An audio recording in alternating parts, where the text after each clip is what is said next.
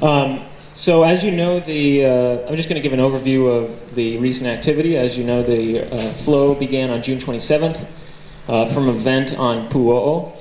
But more recently, beginning on the 10th of September, so over the last day or two, the flows have shifted to a more northeast trend. And you can kind of see that here. This is the boundary of the edge of Pahoa homesteads. And you can see the flow front here moving in a more northeast direction. This is the updated map. So this was the flow front on the 8th. This is the flow front from the 10th.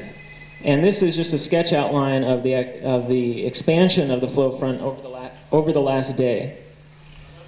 So we've had about 300 meters, or roughly 300 yards of advancement over the last day. It's a little bit lower than we'd seen between the 6th and the 10th, which was about 400 meters a day, a little over 400 yards a day. So there's a brief reduction in the flow velocity, but it's still roughly 300 to 400 meters a day, or 300 to 400 yards a day.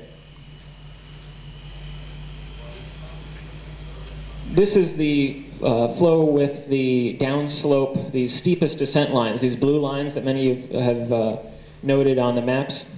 So these blue lines, you can just think of them as drainages, and they're rough guides for where lava might flow. Really, the rough guides for the direction that any fluid would flow, or the direction that a ball would roll if you dropped it on the surface. So you can see that these lines here mostly go in a northeast direction.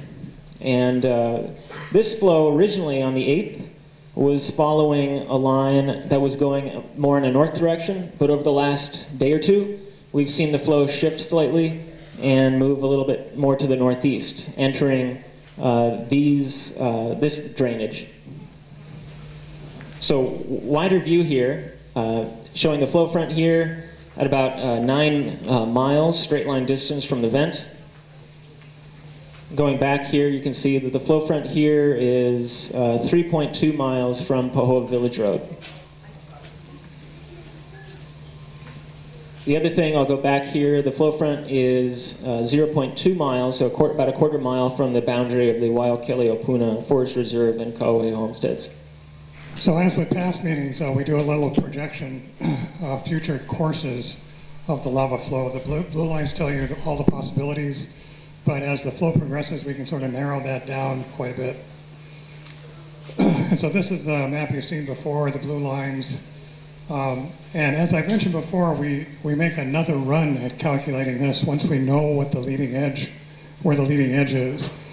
And because we do that, right now the blue lines are calculated once, assuming that the topography is perfect in our digital elevation model. But we also know that it's not perfect.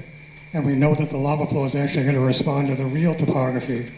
So what we do is we make another round of runs, adding random numbers to the digital elevation model to see if there are any really sensitive areas, if there are one or two areas that, you know, by changing the digital elevation model by maybe 6 feet or so, it might switch to a whole different path.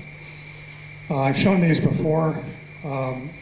This is the one I showed on Tuesday for the position on September 8th, which was way down here. And we were talking about 2 possible paths, one through the Pahoa marketplace and the other about 3/4 of a mile into Pahoa town.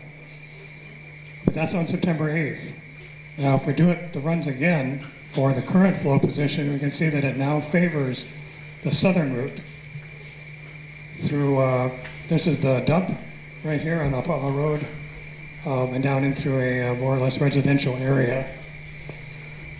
Time estimates are still about the same, probably a little bit conservative because the flow has slowed a little bit, but it's still on the order of 14 to 16 days since Wednesday. I think that's what we calculated it.